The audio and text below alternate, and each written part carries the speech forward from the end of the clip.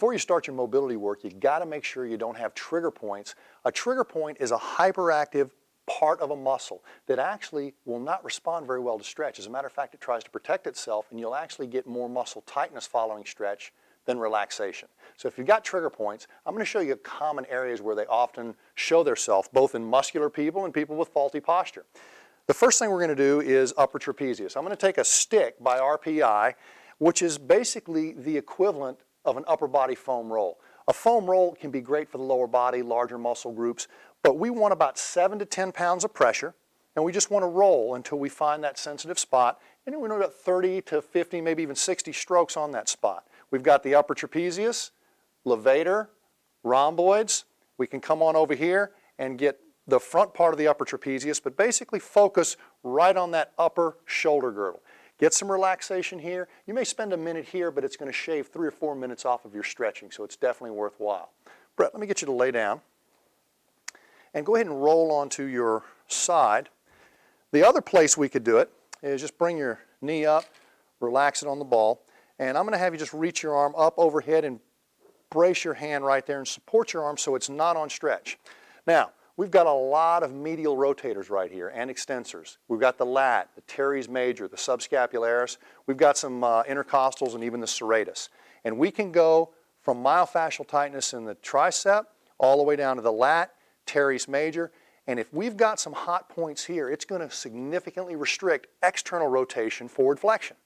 And one of the things that we often do is people trying to work on retraction strength, heck, go ahead and release the restriction first. They fall right into retraction where they need to be. Muscles contract better after you wake them up this way. So I can't tell you enough, do this before you do the stretching. It will shave time and give you better results. Come on in, find the spots, myofascial tightness, trigger points, work those spots. If you feel more comfortable with a shorter stick, get in there and do it. It's hard to do these to yourself, but just a little bit of work with somebody else, you won't have to do it forever. Break through the pattern and start working it. Now, once you've broken through some of these trigger points, let me show you how to check T-spine mobility and even train it. Brett, I'm going to take the ball away, bring you up to 90 degrees to really lock up that hip joint, and I'm just going to ask you to show me how much rotation you got. Now, Brett's pretty typical right here. For somebody who lifts a little bit, he's lost a little T-spine mobility. I just basically stack my fist, run it under the scapula. You're in contact with my fist. That's not too bad, but let's do a few stretches. Everything you told us about the diaphragm, dead on, everything we need for T-spine mobility, that's what we're going to do. So I'm going to stand up and we're going to do a little activation. Rotation is sort of tricky, but it shouldn't be. It's simply a combination of flexion on one side combined with extension on the other side. So there's no real rotator muscles in the body. They're just flexors and extensors working together. Let's rehearse that and do some mobility stuff. So I'm going to basically stack up and use my foot to keep his knee on the floor, keep him from cheating. But what I'm going to ask you to do is really do a push-up into my hand right here, do a pull-back right here.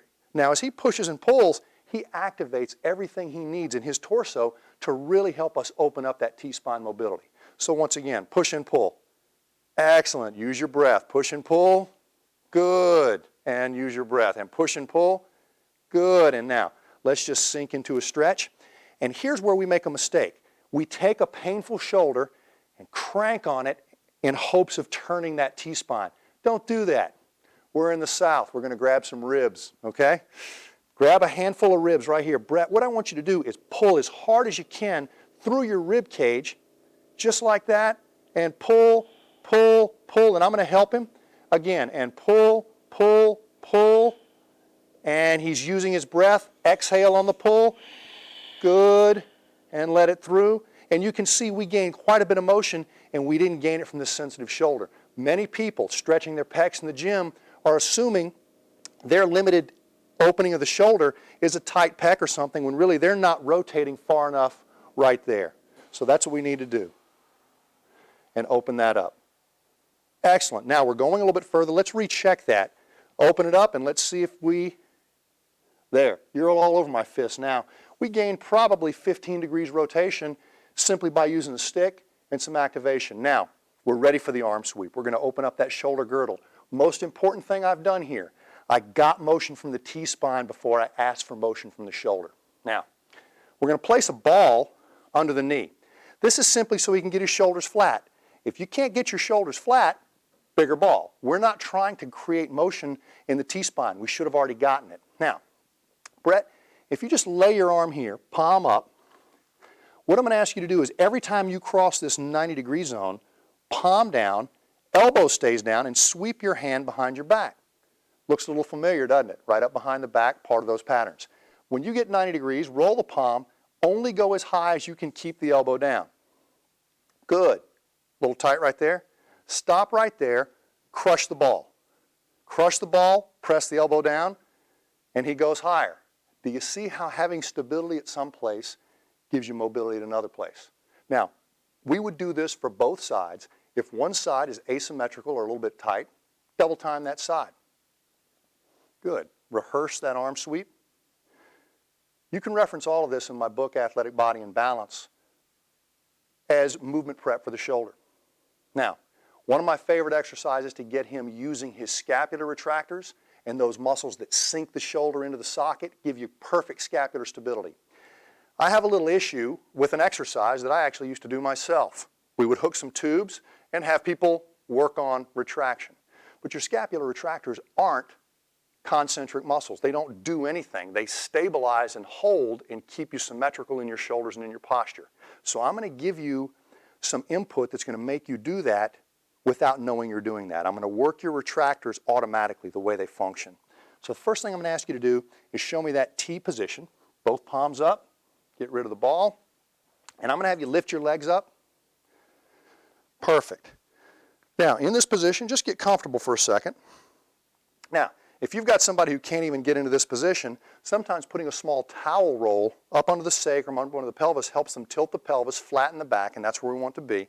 If you still can't get into this position, you got another problem, and it's called hamstrings or maybe even a tight lumbar spine, so we can work on that at some other time. But for most practical cases, we're going to get them loose right here. And here's your cue. Brett, when I let your legs go this way, I'd like you to support your weight on that hand. This hand will stay up.